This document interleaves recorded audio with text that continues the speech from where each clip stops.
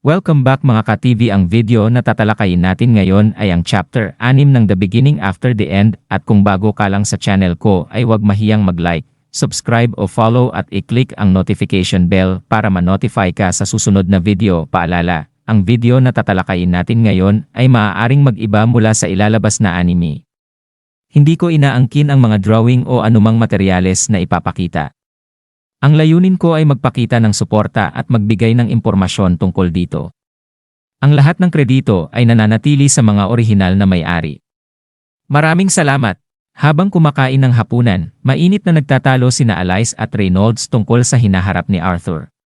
Namangha si Reynolds sa pambihirang talento ng kanilang 4 na taong gulang na anak sa pagmamanipula ng mana at iginiit na dapat siyang makatanggap ng tamang pagsasanay sa Xeros City.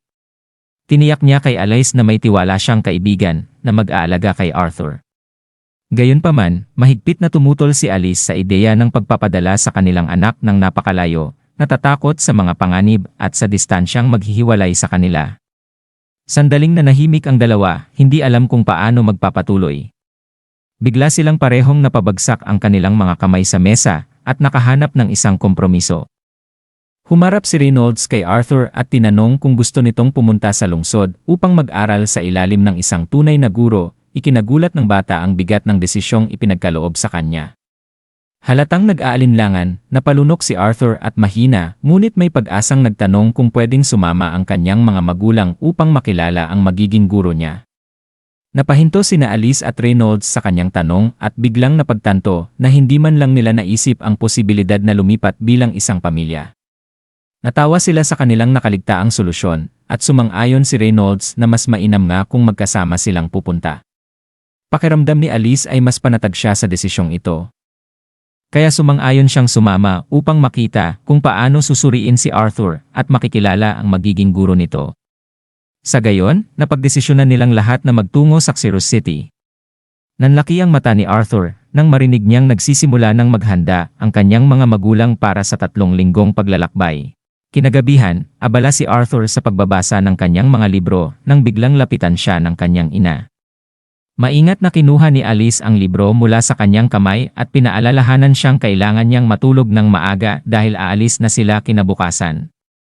Nabigla si Arthur sa bilis ng mga pangyayari at hindi makapaniwala, ngunit ipinaliwanag ni Alice na sasama sila sa kanilang matagal ng mga kaibigan mula sa Twin Horns na papunta rin sa Xeros.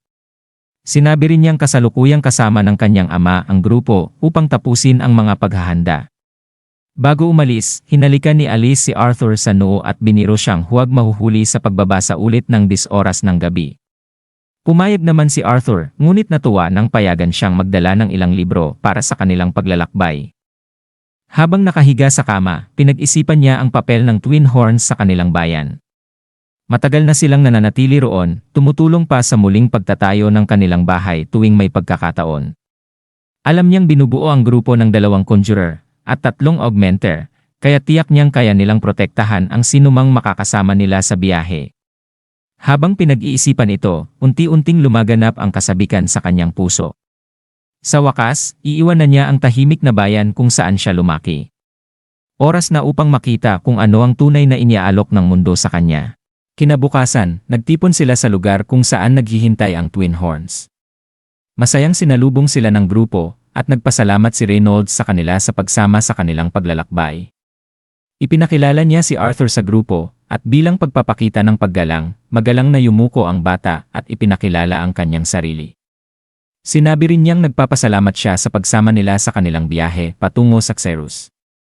Agad itong napansin ni Adam Crench, isang augmenter na dalubhasa sa paggamit ng sibat, at pabirong tinanong kung si Reynolds na ba talaga ang ama ni Arthur dahil sa magandang asal ng bata. Bago pa makasagot si Arthur, bigla siyang hinablot ni Angela Rose, isang conjurer na gumagamit ng mahika ng hangin. Mahigpit niyang niyakap si Arthur at pinisil ang ulo nito sa kanyang dibdib, natutuwang napaka-cute ng bata.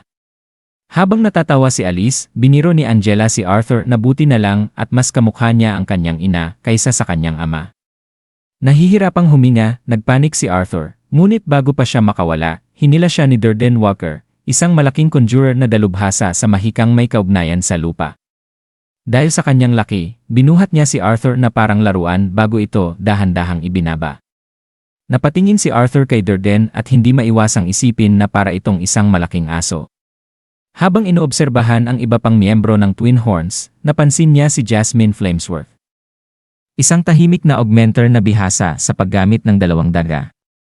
Hindi tulad ng iba, simpleng tumango lang ito sa kanya bago lumayo. Sa huli, isang babae ang lumapit at iniabot ang kamay kay Arthur. Ito si Helen Shard, isang augmenter na dalubhasa sa paggamit ng mahiwagang pana. Magalang niyang ipinakilala ang sarili, at magiliw naman siyang kinamayan ni Arthur bilang sagot. Matapos ang pagpapakilala, inihayag ni Reynolds na panahon na upang maghanda para sa pag-alis. Isa-isa nilang inilagay ang kanilang mga gamit sa karwahe, sinisiguradong ligtas at maayos ang kanilang mga dalahin. Nang handa na ang lahat, tinanong ni Reynolds kung nakahanda na ba sila. Masiglang sumagot si Angela na handa na silang lahat, at sinundan ito ng kumpirmasyon ni Adam. Sa pagbukas ng mga gulong ng karwahe, tiningnan ni Arthur ang landas sa harapan nila, dama ang pananabik at kaba sa kanyang dibdib.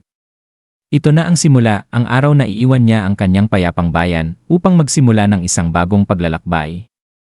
Kasama ang Twin Horns at ang kanyang mga magulang, tinahak niya ang daan patungo sa isang hindi malilimutang hinaharap.